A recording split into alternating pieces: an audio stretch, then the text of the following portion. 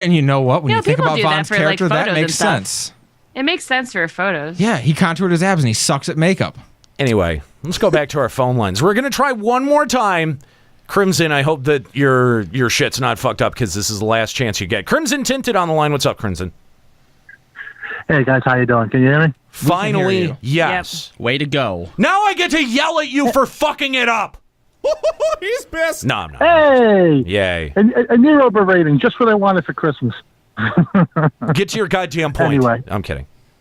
Kind of. But no, I'm calling in basically because it strikes me that we have the most failed promises in a single patch for 4.1 than any patch I can remember.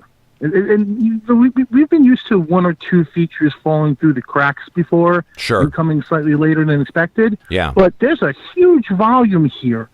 You know, the Ultimate Raid coming out at 4.11. That's a delay. You know, Rival Wings coming out at 4.15. That's a significant delay from what was supposed to be Stormblood launch, right? Yeah. You know, Eureka getting punted, to 4.2 or later, right? This is the first major patch that the new crowd of Stormblood people have seen, and it's, lie after delay after lie after delay. Yeah, if you the can, veterans, it's absurd, is what it is. Yeah, if you look at the content that is actually coming in 4.1, not 4.11, not 4.15, and actually what is dropping in 4.1, yeah, it's pitiful. It is. It is. And the thing is, we, again, week over week, we continue to get people who slam us on YouTube comments or, who will come into our chat room and say, oh, well, you guys, I forget who it was last week, but they did the whole thing like, oh, well, you're not rating Savage. Why don't you guys just quit? Yeah, then? just quit the game. And like, I do feel as if, there's going to be a lot of people who have come across this show in the last couple of months since their induction into Stormblood and have been very confused by the level of disappointment, pessimism that exists in this show that I think they might actually understand now after 4.1, because you're right. This and Crimson, you also bring up a good point that, this has been, well, it's coming in 4.1. It's coming in 4.1. And we're like, okay, we're waiting for something. And the only new thing, tangibly new thing that we're getting is this one tacked on instance to the end of Omega, to the end of the current Omega raid. And there's no path forward for it. There's no way to know whether or not there's going to be more of these types of fights down the line. We just have this one. And it seems like almost like that they're trying to appease us at this point. Like, they're like, oh, well, here's some hard endgame content, but it's one fucking fight. It's one fight. Yep. That's all it is. It's not a series of 3 fights. It's not a gauntlet. I mean, it is one. It is, when you go through it, it'll be one fight with several phases. Mm-hmm. A lot of those animations are recycled. A lot of those assets are recycled. And my question to you guys is, we've been paying $12 to $14 a month for this game for some of us for the better part of 3 years. More than 3 years. More than 3 years. Some of us, for longer or shorter than that. Yeah. But is this worth it? The $12 is not a little bit of money. Square Enix collects quite a bit of money from this game, enough for it to prop up a lot of its other development. Enough for it to prop up a lot of its other business aspects.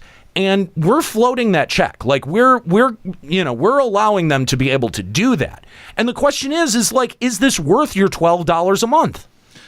And to those people that you spoke of the ones who, maybe they just joined us with Stormblood and they see this aura of pessimism around us and they go, Why that? Why you got to be that way? It's because when we see things like that first live letter, and we see us getting closer and closer with no word whatsoever of Eureka and what that's going to look like, it's because, guys, we've seen that before. We dealt with this 2 years ago when we were in 3.1, and that was coming up. We saw this exact same thing. It looks real familiar to us. It really does. And I mean, Diadem was... Yeah.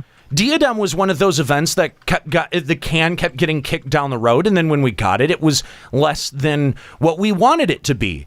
And now it seems like we're going to have the same thing with Eureka, and I have no reason to think that the event in form is going to be any different than Diadem. What happens if we get this fucking event and it is Diadem? Where we go? Geez. Well, why did that take till 4.2 to develop when you have all of the gameplay modes that nobody liked? Because they designed a whole new zone and spent so much time making the sky pretty. Yeah, that too. I mean, am I fucking crazy? Am I fucking crazy here? No, you're actually not. I know you sound like a crazy person. You sound like an irrational asshole, but you're not. I don't even know that I sound like an irrational asshole Not anymore. To the people who have any sense. Like, I don't know how Square Enix is continuing to pass this off, and people are that there's even a contingent of people that are still going like, yeah, this is... Well, it's like Ascalia said. The only thing that is logical to me is that the people who are okay with this are new people. They're the ones who haven't been burned. Yeah, well, like you said, this is the first time they've seen the content. So like, oh yeah, this is great. This is so much fun. This is awesome. You know, maybe they'll go back and do, you know, like the Heaven's Ward and the Realm Reborn stories. Like, guys, what are you complaining about? You had it great. Like, okay, maybe the story's a little bit, you know, blah, but come on, this is great content, but we've seen it, like you said, for 3 fucking years already. And here's the evidence, too, is that when people come in our chat and tell us that, it's names we don't recognize. Yeah. Our longtime listeners do not say shit like that to us because they're with us. They've been there. They know. Well, wait till 5.0. And it's not that they've been with us, and Limit Break Radio is a show. They've been with the game long enough to know this pattern. This is not like... I feel like if we weren't calling this out, that it would be like we would be naive. You know what I mean? Like people would be accusing us of being naive and saying, "Well, there's not a problem with you know." We'd be a sock puppet. It really, honestly, like what? How do you expect people not to notice it at this point when the drop off has been so absurdly obvious to the tune of, oh well, you get one less dungeon cycle, you know, like there's like we're not getting one less dungeon, we're getting one less like extreme dungeon roulette cycle. Right. Yes. Exactly. A whole cycle of that. Yeah. That's just gone. Well, I assume that they're just going to add this one in on the other ones, and now we'll have those 3 plus this one. Exactly. Yeah.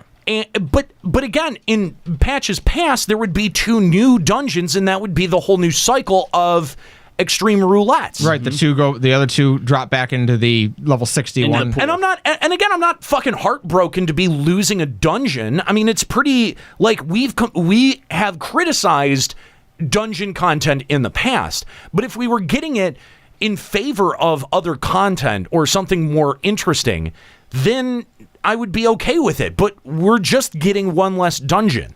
That's it. We're not getting anything instead of that one less dungeon. That's fucking frustrating, man. Well, I mean, and like I think the question that you kind of hinted at the beginning, and it's not a fun question to ask, is here it is. Is this game worth $12.99 a month? Why N? Yeah. That's the question. Y/N. Go ahead, chat. Y/N. Crimson, what about you? Is it worth $12? Do we keep shelling out $12 a month to keep paying to access a game that gives us quantifiably less and less? Coming from a person who's paid every month since 2.0, no, I'm about to unsub myself. There it is. After this, I feel like 3 strikes. No. Dude, I'm right there with you, man. I'm right there with you. Thanks for the call, Crimson. We appreciate it. Glad that we could get you on in a non-fucked up fashion. If you want to give the show a call, Limit Break Radio on Skype, 810-515-8715, limitbreakradio.com/Discord. Feel free to disagree with us. Yeah, and by the way, if your answer to that is yes, that's fine. That's fine. You're welcome to say yes. That's fine, but we'd love to know why. Like, I think that's an important thing. Like, if it does earn your $12 a month, why? Tell us why. Maybe you can turn some of our opinions. Mirko Supreme, wasn't it 3 dungeons per patch back in 2.x? Yes, it was. Was it really? Gosh, Yep, it's been we got so 3. long. We would get 2 new ones and a hard mode of a previous one. Yep. That's what it was every time. 2 new ones, and a hard 2 mode of a new previous. ones.